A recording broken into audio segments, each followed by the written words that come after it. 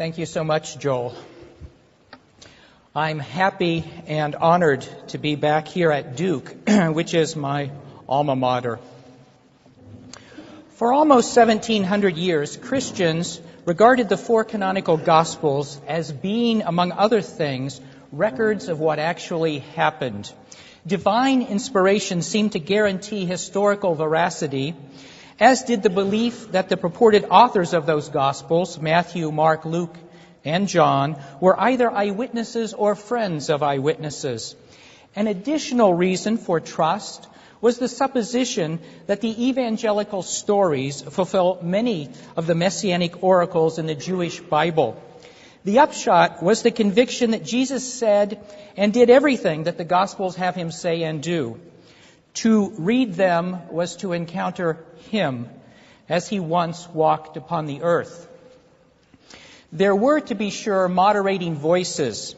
Some, such as the church fathers Papias and Jerome, were fully aware that the Gospels don't agree on the sequence in which events happened.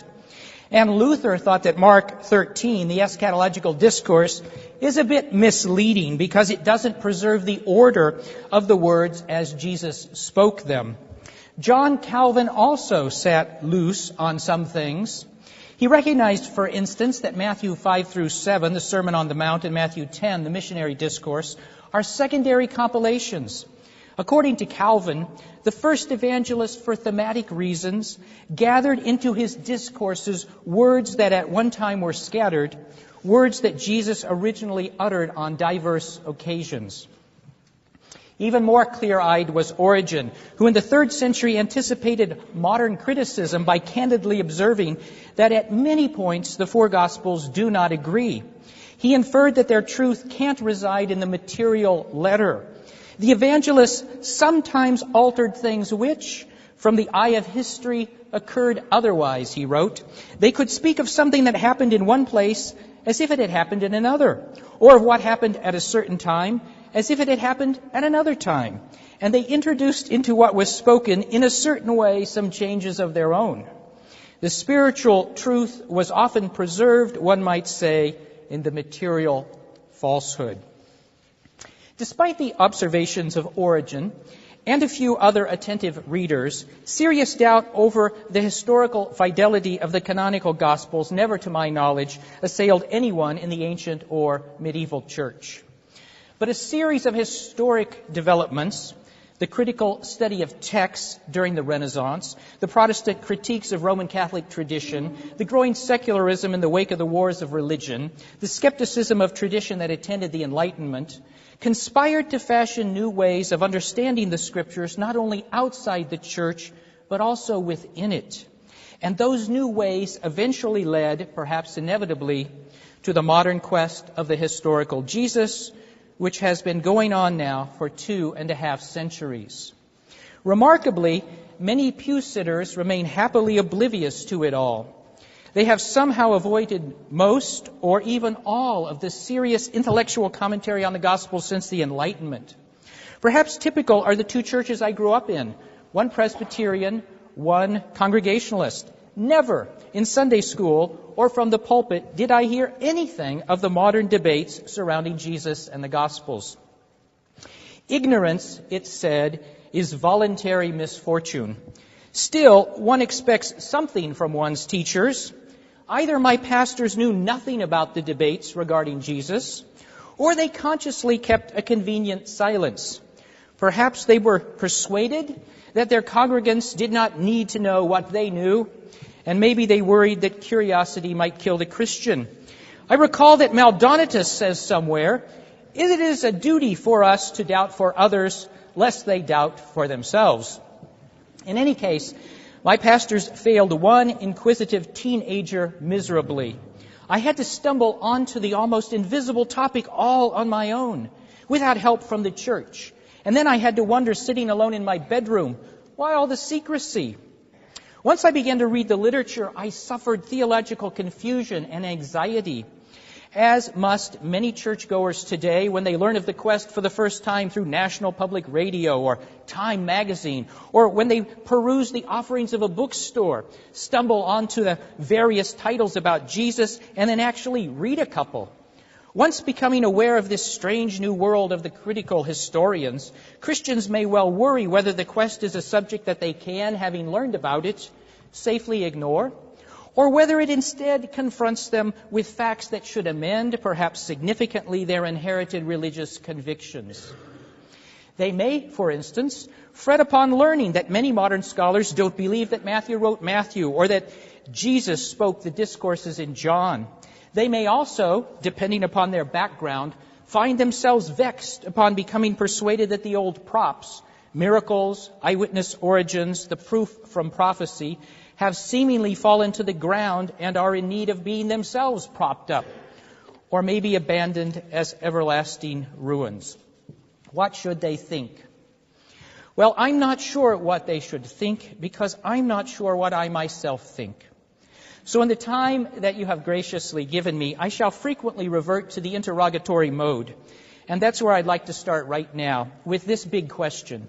What do we, especially if we want to do something theological with modern historical conclusions, make of the circumstance that so many different candidates are in the running for the title, the historical Jesus?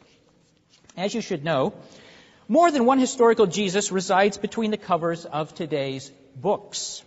We indeed have a plethora of them. There's the Jesus of Tom Wright, a Jewish prophet and forerunner of Christian orthodoxy. There's the Jesus of Marcus Borg, a spiritual mystic who dispensed perennial wisdom. There's the Jesus of E.P. Sanders, an eschatological prophet of Jewish restoration. There's the Jesus of John Dominic Crossan, a Galilean but cynic-like peasant whose vision of an egalitarian kingdom and nonviolent God stood in stark contrast to the power politics of Roman domination. One could go on. To the outsider, theories about Jesus seem to crisscross each other to create a maze of contradictions. The different portraits, which serve different constituencies in the academy and in the marketplace, are to a large degree not complementary, but contradictory. Which Jesus should baptize our theology? Or does wisdom side with the cynical sentiment of the old Greek philosophers Xenophanes? All things are matters of opinion. My questions are not rhetorical but sincere, because the answers are not obvious but obscure.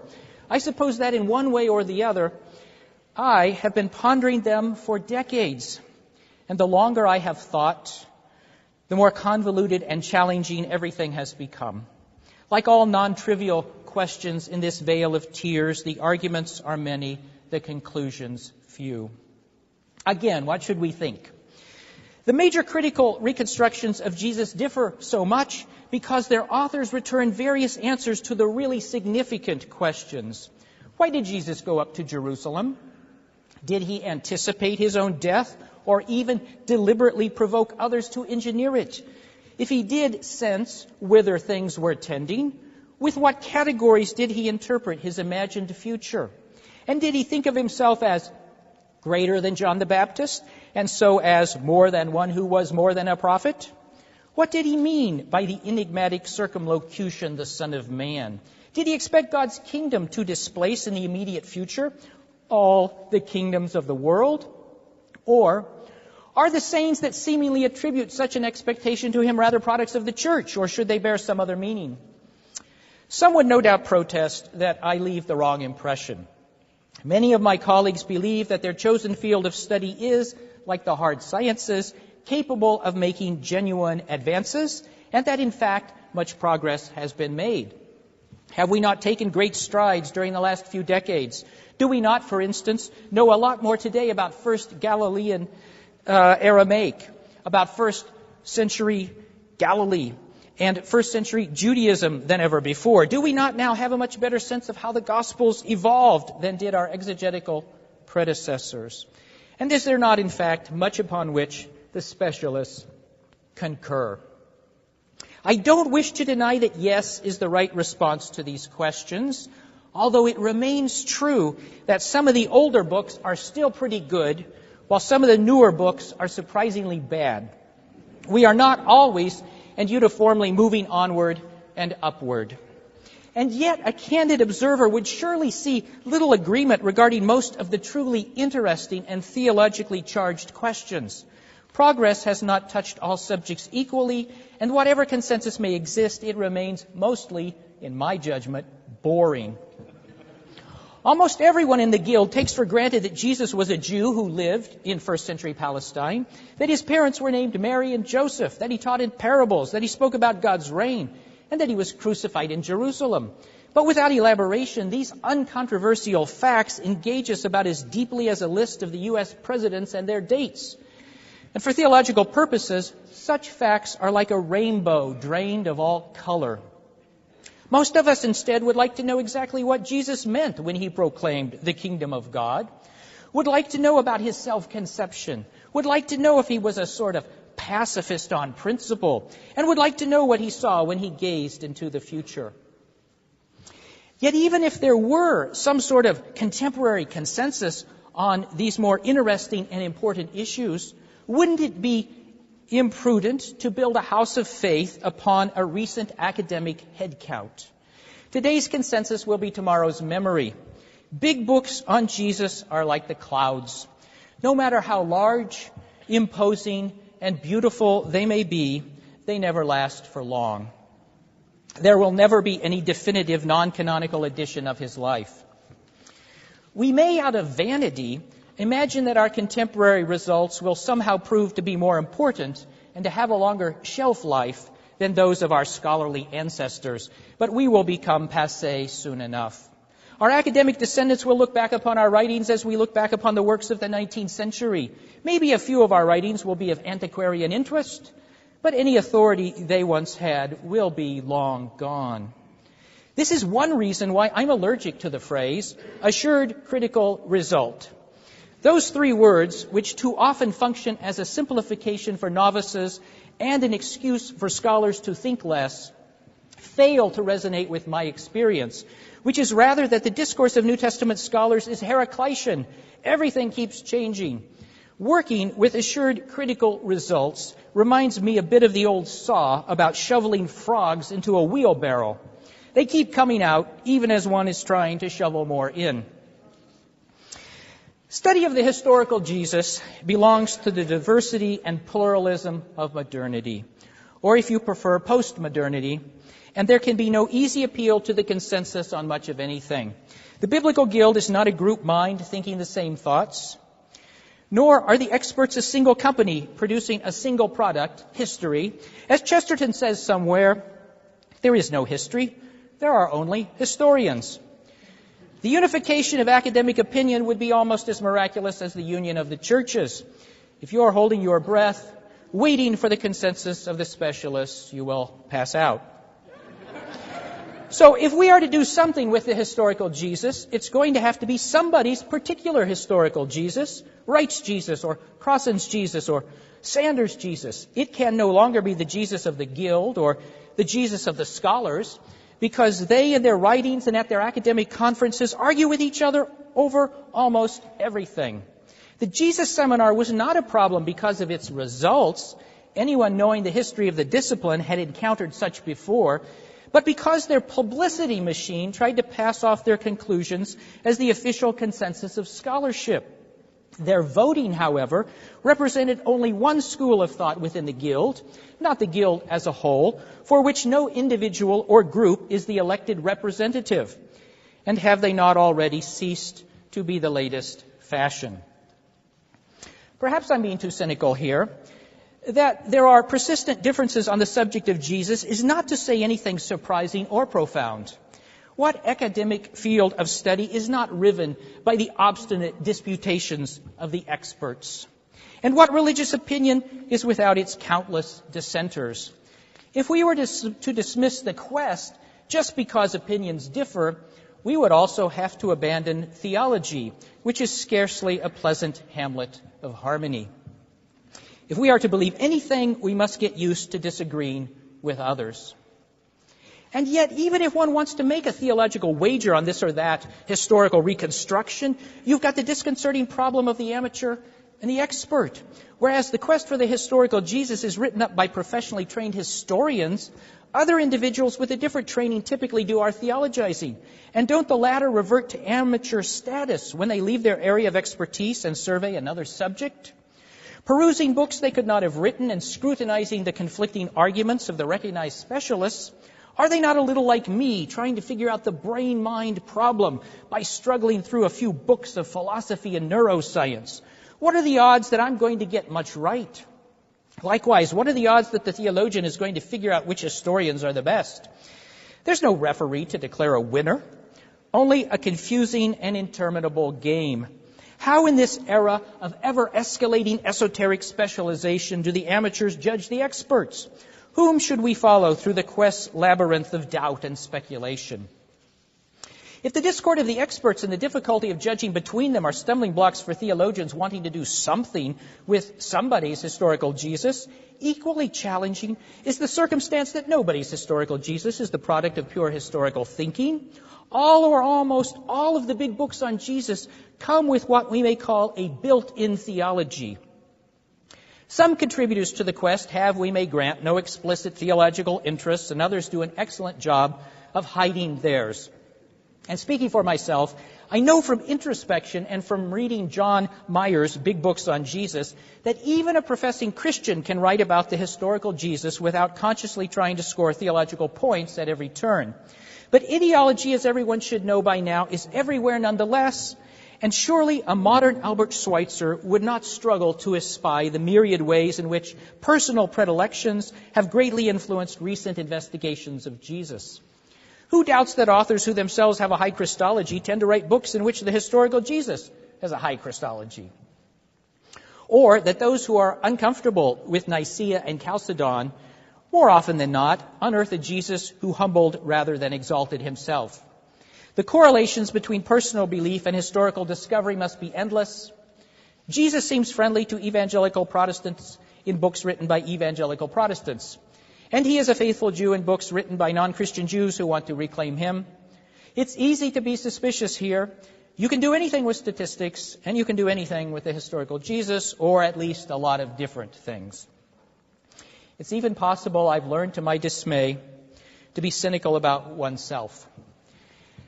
For some time, I've been fascinated by one form of what the literary critics call intertextuality, by how a text augments its meaning by deliberately interacting with well-known predecessor texts.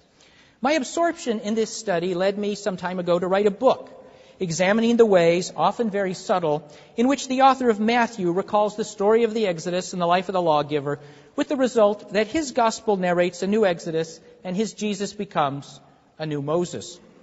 A few years later, I wrote a book on how the texts common to Matthew and Luke, but absent from Mark, the so-called Q material, relate themselves to the Jewish Bible. I argued that those texts are full of the Old Testament, which they quote, echo, rewrite, and argue with. This second book is entitled The Intertextual Jesus, and its last chapter attempts to pass from our written text to Jesus of Nazareth.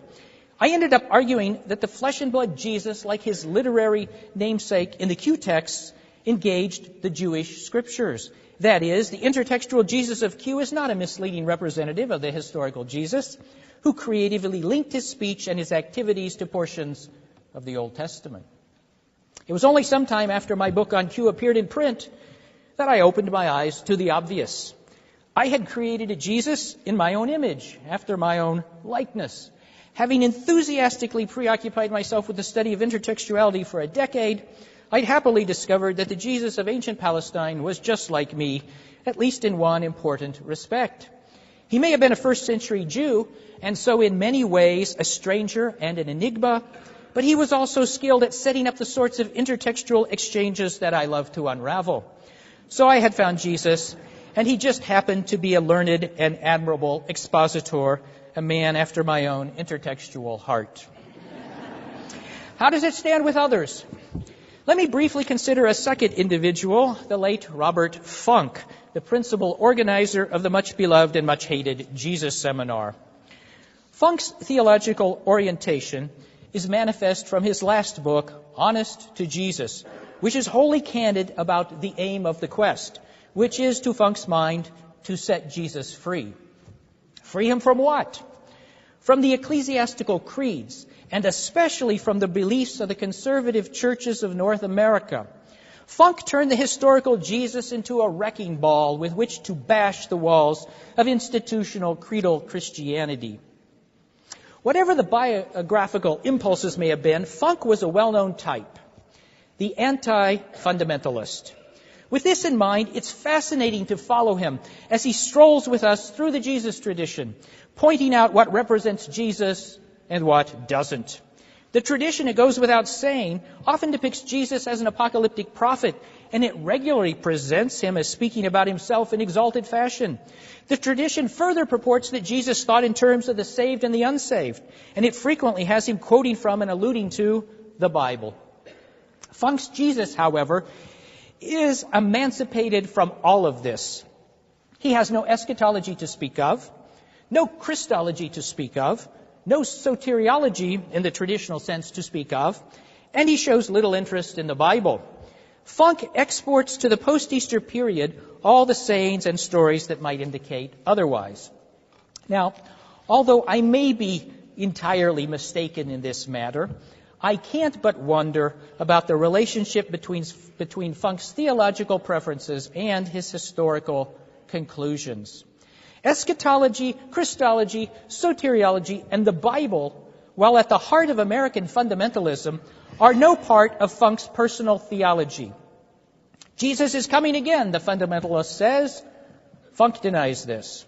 Jesus is Lord, the fundamentalist says. Funk thinks otherwise. Jesus saves, the fundamentalist says. Funk has other roles for Jesus. The Bible tells me so, the fundamentalist says. Funk retorts, well, maybe it does, but, I quote, it's a highly uneven and biased record. Whereas the fundamentalist cites the Bible, Funk instead appeals to the Jesus he has reconstructed, a Jesus who functions to replace the canonical texts, and who in each instance turns out to be Funk's precursor, not the helpmeet of Funk's religious opponents. Those elements in the tradition most beloved of conservatives conveniently happen to be, without exception, post-Easter fictions. Funk's Jesus is on Funk's side. It seems, a cynic might muse, almost too good to be true. Now, I don't here contend that the utility of Funk's Jesus for Funk means that Funk must be wrong about everything, although, as it happens, I really think he is. His conclusions are offered as the products of arguments, and they merit being met by arguments. They certainly can't be undone by observations about Funk's biography or personal convictions. Were I to imagine otherwise, fairness would require that I shoot ad hominem arrows at my own Jesus on the grounds that an intertextually savvy sage is suspiciously congenial. Still, the ease with which Funk's historical Jesus comes to Funk's theological assistance inexorably precipitates within me some suspicion. Now, John Dominic Crossan has worried about this matter of personal predilection a great deal because he has been accused of overlaying his own Irish history onto the Jesus tradition. According to some of his critics, Crossan's interpretation of Jesus as a first-century Galilean peasant resisting Roman imperial injustice in the name of Jewish tradition represents the 19th century Irish peasant resisting British imperial injustice in the name of Catholic or Celtic tradition. In response to this charge, Crossan doesn't deny that there is, in his mind, an analogy between the ancient Jews and the modern Irish. Only he insists, sounding to me a bit like the philosopher Gadamer, that we seek the space between narcissism and positivism, which he labels interactivism. By this he means that we should attempt to create as honest a dialectic as possible between the past and the present, between the viewed and the viewer. This seems to me to be a perfectly reasonable response. Although most of us writing about Jesus have theological interests, we can't be dismissed as doing nothing more than whittling a peg upon which to hang our personal agendas. We necessarily see with our own eyes, and whenever we enter a text, we can't leave ourselves behind. The first person singular we always have with us. We also, however, have the magical ability to be self-aware and so self-critical. Not only can we appreciate that our own perspective and our own prejudices are not shared by all, But we can conduct a self-inventory and query our own motives and presuppositions. While we inevitably read ourselves into the text, we can at the same time come to conclusions that neither arise solely from our expectations nor simply confirm our wishes. Furthermore, we are not in this alone, but are members of a guild. The predispositions of one jostle against the predispositions of another in a sort of communal dialectic which enables those who so desire to enlarge themselves. Now, I've just tried to make the best of a worrisome situation. To be predisposed is not, I think, to be inescapably wrong. A predilection need not always blind us. Sometimes it may instead help us to see more clearly. I also believe that we can, if our vision is obscured, sometimes take the log out of our own eye. At the end of the day, however, I can't exercise all of my concerns about our biased subjectivity. It remains the case that much Jesus research appears captive to ideological predilections in worrisome ways. If we could but peer beneath all the sophisticated arguments, we would find that much of the disparity in our field is related to intractable differences of philosophical outlook and religious commitment. The academic masks very often hide non-academic faces. Another concern I can't exercise is this. If some theologians really care about the historical Jesus, they may sense an obligation to do more than just assemble him out of their own theological predispositions. Now, such theologians, for reasons I have indicated, will not be able to use the historical Jesus of the scholars in general, who disagree about so much, but only the Jesus of some particular scholar or school. But how will our theologians go about deciding which school or scholar? I'm not sure what the answer should be in theory, but I guess that in practice, the method is that of attraction. Theologian A adopts the reconstruction of historian B because theologian A likes the Jesus of historian B. And the fondness of A for B derives undoubtedly from theological congruency. That is, A and B share similar ideological inclinations. So whereas some theologians may earnestly wish to appeal to the Jesus of history and may imagine that they are in fact doing this, what may sometimes or often happen is that they are really utilizing the Jesus of their own theological predilections because those are the predilections of the historians they have chosen to follow.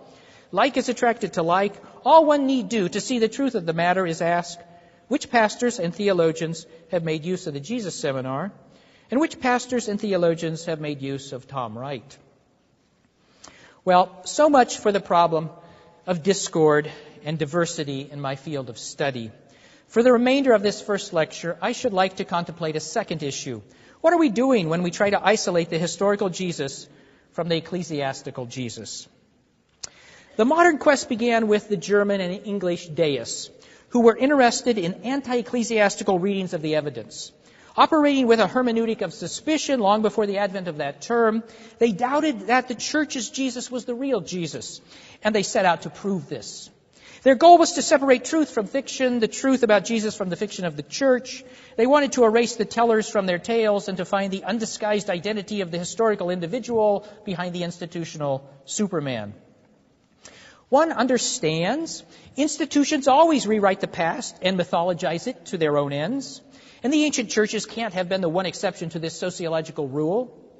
Religious figures grow in the telling, and memories morph into legends. It makes sense to attempt to disentangle the historical Buddha, if there was one, from the fabulous stories later wound about him. It makes sense to seek for the historical Muhammad beneath the mountainous tell of Islamic tradition.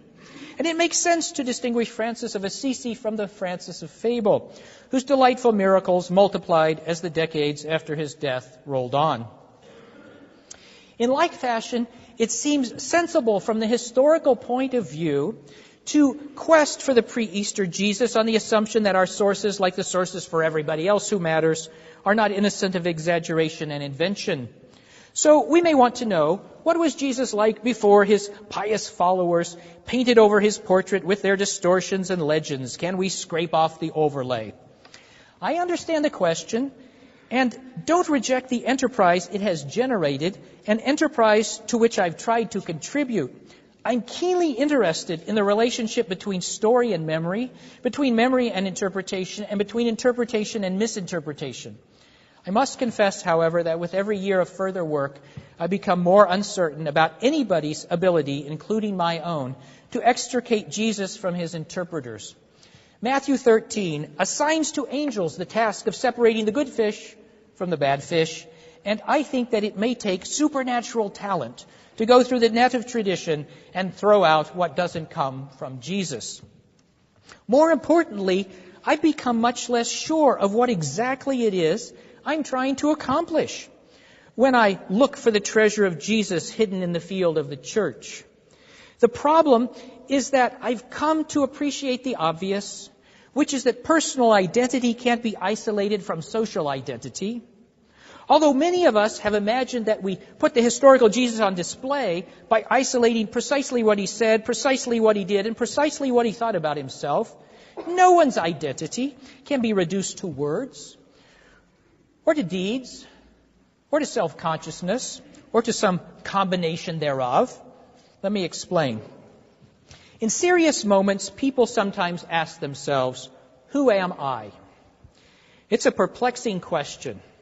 It encompasses the past, the present, and the future. It must account for feelings as well as thoughts. And the point I wish to underline, it sets before the mind's eye the faces of the many people with whom one has had significant interactions. So the question quickly becomes, who am I in relation to others, and who are they to me? I'm reminded of the Russian sociologist Alexander Luria, who reported that when, in the 1930s, he asked an illiterate peasant in Uzbekistan about his character, the answer was this: how can I talk about my character? Ask others. They can tell you about me. I myself can't say anything. Makes sense to me. Before returning to Jesus, it may be helpful to ponder for a moment what critical methods we might employ to investigate the identity of some other human being, say that of the man who introduced me just a few minutes ago, Joel Marcus. Who is he really? I suppose that one could ask him. But if one stopped there, the picture would be woefully incomplete and distorted, wouldn't it? Joel would, of course, be full of helpful facts about himself, although I fear that he might, like Davy Crockett, enjoy throwing in a few entertaining whoppers not wholly tethered to the truth. But I think that one would also want to talk to some other people, say his wife and his daughter. In fact, we can be confident that they know all sorts of things about him that he himself doesn't know, or might not want or think to tell us. For the same reason, one would desire to interview siblings and other relatives, lifelong friends and current students, participants in the Biblical Guild and faculty colleagues, members of past churches he has attended and members of the church he now attends. All of these informants, it goes without saying, would enrich our understanding of Professor Marcus, of who he has been and who he is today. To suppose instead that one could find the real, or the authentic, or the original, or the historical Joel Marcus by disregarding the testimonies of his family, friends, and acquaintances in order to focus solely on what he has done or told us would be silly. Maybe, however, we have been a bit silly with regard to the historical Jesus. Maybe we have unthinkingly reduced biography to autobiography. Certainly, we have sought to set aside Matthean redaction and Markan theology so that we could get back to Jesus as he was before people wrote him up. But should we not be more circumspect here? Of course, people can be misunderstood, and fictions may be told about them. At the same time, fictions need not be misleading. Many of the legends about Francis no doubt catch his character. And although Heraclitus never said exactly, "You cannot step into the same river twice," the aphorism nicely sums up one of his central themes. Beyond that, people can misunderstand themselves or remain oblivious to what others see in them. Even more importantly, they can't take the measure of their lives as a whole, because such becomes apparent only after they have died. perhaps only long after they have died. Giving up the ghost doesn't halt the waves of influence our lives propagate. These continue after we are gone to run into the waves of others, creating new interference patterns. This is why a biography of Abraham Lincoln that confined itself to Lincoln's own words and deeds, a biography wholly lacking the reminiscences and interpretations of others, a biography forbidding admittance of any information subsequent to April 15, 1865, the day of his assassination, would be dissatisfying and riddled with holes. Self-perception is only partial perception, and while the passing of time dims memories, it can also unfold significance. As with Lincoln, so with Jesus, the Nazarene never lived solely to himself, never resided exclusively within his own skin. He was always interacting with others, and their perceptions of him must constitute part of his identity, as must his post-Easter influence and significance. The method of subtraction, the ubiquitous modus operandi of the quest, aspires to erase everything from the record that comes from others or that comes from after Jesus' death. But will that not leave us with an emaciated figure? Let me answer my question with 3 examples of how Jesus is present, I think, in places where modern historians typically see only the church. Although I may be wrong, the temptation narratives in Matthew 4 and Luke 4 don't strike me as sober history. For one thing, and as Origen already observed, there's no high place from which one can see the whole world. For another, doubting the historicity of the similar dialogues between rabbis and Satan strikes me as sensible, and turnabout is fair play. Why should I evaluate the synoptic encounter differently? In any event, I concur with many that our story is the product of a sophisticated Christian scribe who spun a delightful Haggadic tale out of Deuteronomy and the Psalms. The Jesus Seminar colored all but a tiny portion of Matthew 4:1 through 11 and Luke 4:1 through 13 black, thereby indicating that the paragraphs are largely or entirely fictive. Maybe I would have gone along with their vote on this one had I accepted the invitation to join their deliberations, which I didn't. But while a black vote was the end of the story for the Jesus Seminar, it's not for me. For this legend is steeped in memories of Jesus. Was Jesus not a miracle worker, as our story assumes? Did he not refuse to give authenticating signs, just as he does here? Did he not think of himself as leading a victorious battle against the forces of darkness, for which Matthew 4 and Luke 4 stand as fitting illustration? Did he not have great faith in God, a fact which the dialogue between Jesus and the devil presupposes and expounds? The temptation narrative may not be history as it really was, yet it's full of memory. My judgment is that taken as a whole, its artistic originator has managed to leave us with a pretty fair impression of Jesus, even if the episode doesn't contain one word that Jesus spoke or narrate one thing that he did. Memory and legend are not easily disentangled, so when we try to weed out the fictions, will we not be uprooting much else besides? Mark 15 illustrates a related phenomenon. This chapter opens with the appearance before Pilate and ends with the burial by Joseph of Arimathea. Its 47 verses are almost devoid of Jesus' speech. He utters only 2 sentences. You, Pilate, have said so, in 15:2, and my God, why hast thou forsaken me, in 15:34. The chapter also fails to recount any deeds of Jesus because he is throughout a passive victim of violence, bound and led away here, stripped and nailed to a cross there.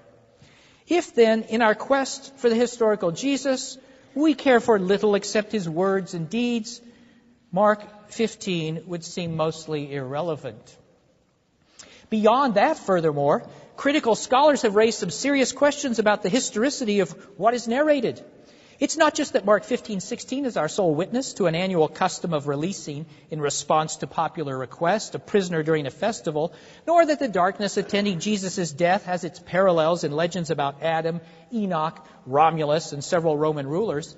Even more problematic is the luxuriant intertextuality of Mark 15. Everything rests upon scriptural subflooring. The chapter borrows repeatedly, for example, from Psalms 22 and 69, and whereas Tertullian and Eusebius found in this the overriding hand of providence, many modern scholars find instead the creative hand of Mark and his predecessors. For Crossan, the Passion is prophecy historicized. It's not remembrance, but imagination with a lot of help from the Scriptures. But is the narrative in Mark 15 really just another stretch of canon for the Jesus seminar to color 99% black? Is it just ecclesiastical theology in story form? Does the historical Jesus disappear before we get to Mark's last 2 chapters? I think not. Whatever one makes of the historicity of this or that episode, and whether or not Jesus laconically answered Pilate with, "You have said so," or despondently ended his life with, my God, why hast thou forsaken me?" Mark's stark account mirrors, in my judgment, not only Jesus' character, but also his eschatological expectations. Concerning his character, don't we have in Mark's Passion narrative the same man who speaks to us in the Sermon on the Mount? The enigmatic sage who counsels us not to resist one who is evil, who instructs us to turn the other cheek. He has no harsh words for his enemies. Being reviled, he reviles not. He doesn't struggle against his bonds, nor does he spit at those who spit upon him. The man persecuted for righteousness' sake in Mark 15 is the incarnation of the exhortations in Matthew's inaugural discourse, which means if that discourse faithfully manifests the Spirit of Jesus, then Mark 15 does the same. As for the relationship between Mark's account of the crucifixion and Jesus' own expectations, our evangelist has constructed a striking series of correlations between his eschatological discourse, Mark 13, and the chapters it introduces, 14 as well as 15. 13:24 foretells that the sun will go dark, and this happens when Jesus is on the cross. 13:2 prophesies that the temple will be destroyed, whereas its veil is torn apart 2 chapters later. 13:9 foresees that the faithful will be delivered up and will appear before Jewish councils and will be beaten and will stand before governors, all of which happens to Jesus soon enough. 13:35 through 36 admonishes the disciples to watch, lest the Master come and find them sleeping. And in Gethsemane, after the Master tells his disciples to watch, he comes and finds them sleeping. These and other parallels reveal that for Mark, the eschatological discourse and the Passion narrative are of a piece. Jesus' death belongs to eschatology. His demise either foreshadows the latter days or it inaugurates them. Although this is a Markan theological construct, it is, to my mind, a descendant of Jesus' own eschatological expectations. For along with Albert Schweitzer and others, I believe that Jesus anticipated for himself the fate of a martyr, and that he construed that fate in terms of Jewish eschatology, whose primary pattern is tribulation followed by vindication. In other words, Mark's literary pattern, which makes the end of Jesus a sort of end of the world in miniature, is not independent of the influence of Jesus' own theology. Jesus' eschatological interpretation of his anticipated fate rather belongs in the genealogy of causes behind that pattern, which is to say the historical Jesus can show up even in Markan redaction. For my last example of Jesus being present where modern historians never think to look, let me leave the Gospels entirely and travel to Paul, to his celebrated Psalm of Love in 1 Corinthians 13. Although the words in verse 2, if I have faith so as to remove mountains, but do not have love, I am nothing, may echo Jesus' promise about the omnipotence of faith, the beautiful chapter is entirely Paul's work. It makes no pretense to derive from Jesus. But derive from Jesus, at least in part, it does. Like the Jesus of the Gospels, Paul makes love the chief virtue. Like the Jesus of the Gospels, he says that matters of the heart trump all outward show. Like the Jesus of the Gospels, he calls for patience, kindness, and long-suffering.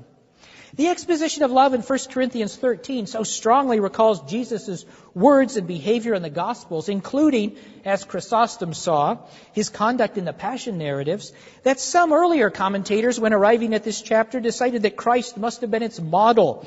And they even wondered occasionally whether the pre-Christian Paul had not, after all, known Jesus of Nazareth, a fantasy for which there is, of course, no evidence. Nonetheless, given that Paul elsewhere shows at least a passing knowledge of Jesus' teaching and character, and that just 2 chapters earlier he links self-renunciation to Jesus' precedent, surely 1 Corinthians 13 reflects the continuing influence of Jesus' spirit and demands.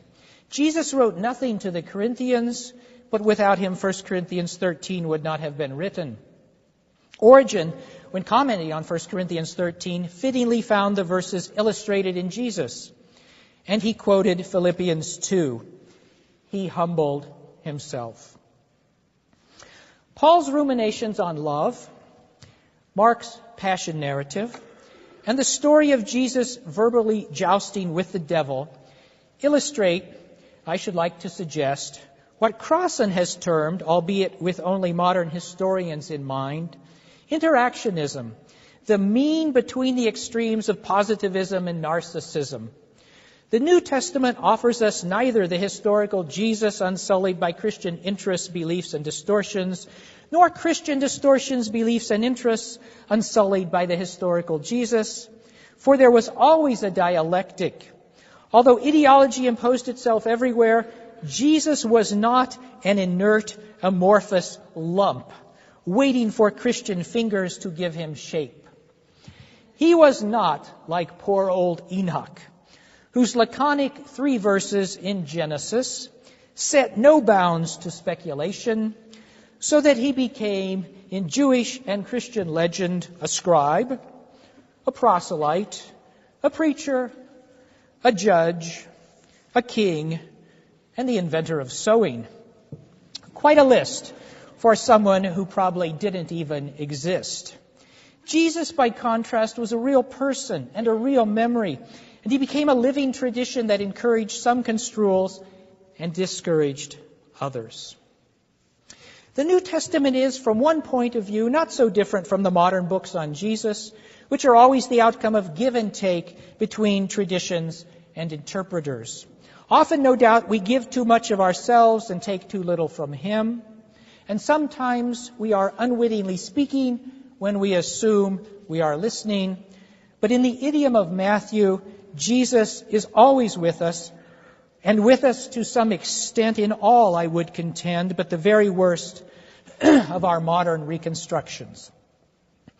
It's the same in the New Testament, that Paul was never made out to be pre-existent, or never equated with the Logos, or never thought to be one with God the Father, tells us something about the apostle, whereas the fact that, on the contrary, all this happened to Jesus tells us something about him. Even in John and its soaring discourses, which contain only scattered remnants of words Jesus uttered, he remains a real presence. John's retrospective Christology was possible precisely because Jesus made himself out to be the central figure in God's eschatological scenario.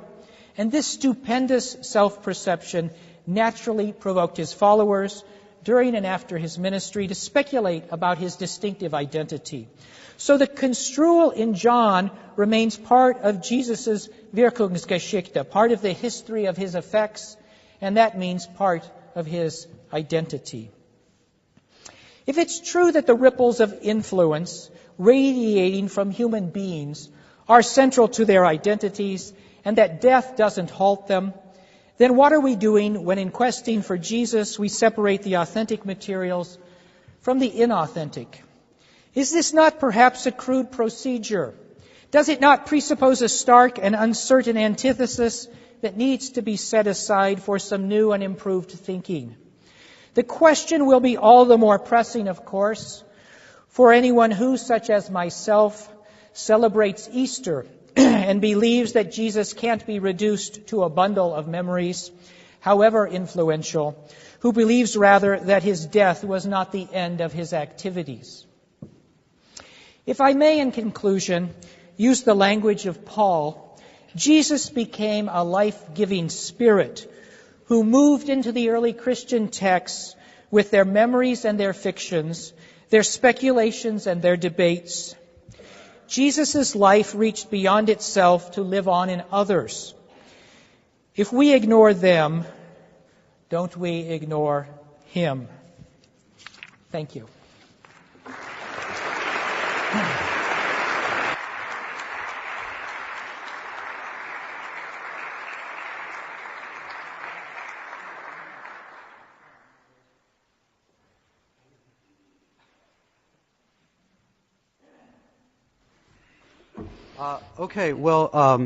We're slotted in here until 12:15, and we want to get our money's worth out of Dr. Allison.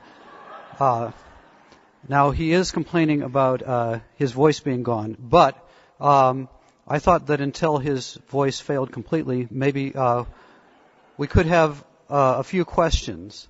And those of you who have to or want to leave, feel free to do so. But maybe I'll start off with one. I appreciated what you were saying about the effects of a person on those around him being part of his identity. But I was wondering, how far you want to take that, and is that the only thing that's at play here? I mean, it seems to me that when we tell stories about people who have been treasured, there is a tendency, and I think you can document this, to sort of elide or gloss over or ignore their faults and their weaknesses. And I think you could make a case that that's happening in the Gospels as they tell the story of Jesus' death and the progress from the cry of dereliction in Mark, which I take to be historical, to the triumphant cry in John, "It is finished."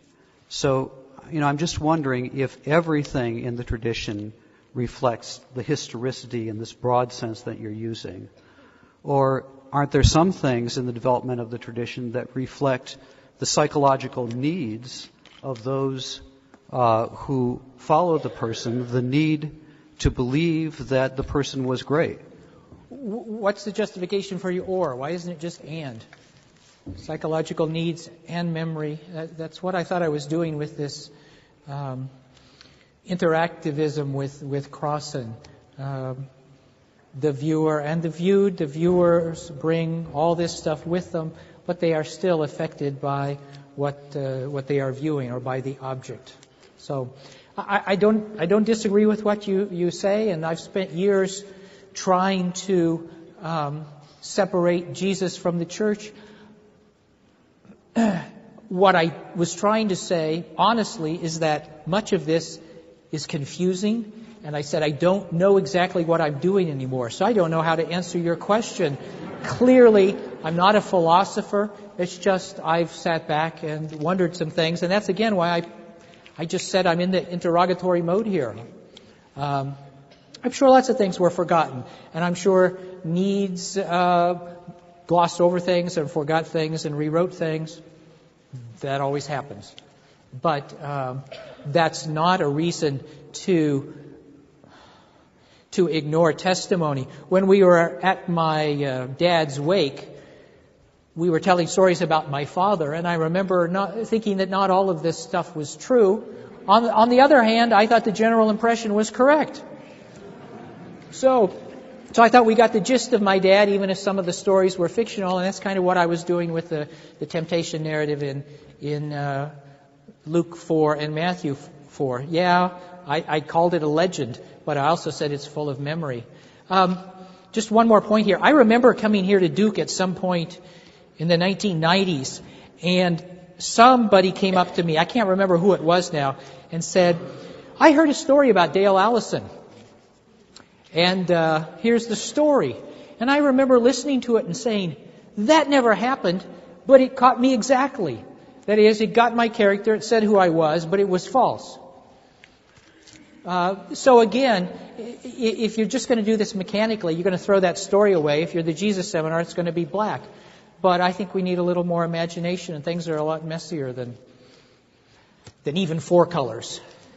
Maybe we need a lot more. Okay, we had some more questions. Hi, you mentioned the 2 churches that you grew up in, and how you didn't think that this would ever be preached from the pulpit there. And speaking to divinity school, where a lot of people could probably go to the pulpit and probably ask more sure answers than you are. I'm just wondering what words of wisdom you would have to us about how this should or should not be preached from the pulpit. Gosh, I don't. The gist of the question is, how do you communicate some of this to your parishioners? Well, first of all, I doubt that the pulpit is the right place.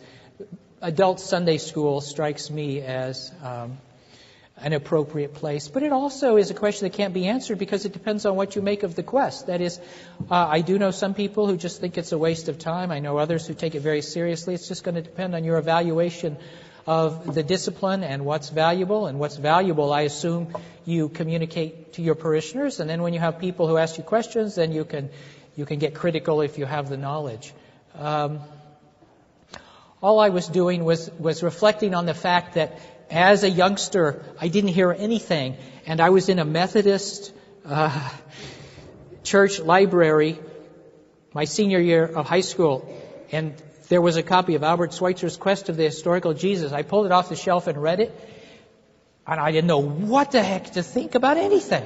I was completely confused. Now, it would have been nice if somebody at some point had just said, there are these discussions and here are 2 or 3 different ways of thinking about this and taking it and so on. It was just, it struck me in those churches as I discovered a secret.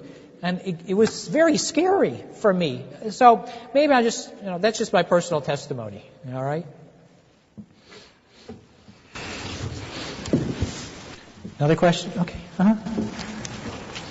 You were mentioning this interplay between what you might call a historical personage and the characters and personalities of those who are members.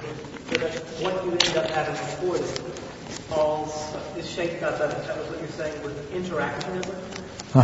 And given that the Gospels are the products of the communities of Christians that were shaped by the apostles and their successors, does this theory of interactionism imply that our confidence in the gospel portrayal of Jesus can to some degree be equated with our confidence in the character or spirituality of the apostles? Repeat the question. Look, I tell you what, I don't like to be pretentious. And I don't know how to answer that question. I don't know that I've ever thought about it in those terms before. So I could sit up here and pretend to be wise. I just don't know what to say to that. As an historian, I'm probably thought of as being sort of in the middle. That is, I'm not real skeptical about the Gospels. I think the Gospels give us a good sense of what Jesus said and give us a good sense of the sorts of things he did. How I would relate that to the character of the apostles is an interesting question, and since I never heard of it, and since I'm from Kansas and don't think quickly on my feet, I'm just going to punt.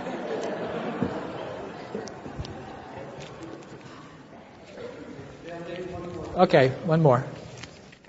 Back to what Professor Marcus says. What is your starting point when you... I think it is a very valuable point what people said about someone, but usually you have some things that you might be almost sure about. If you can compare, then you can say something like you said. I wonder what the starting point for you is. That you wrote down and you thought, we're starting with.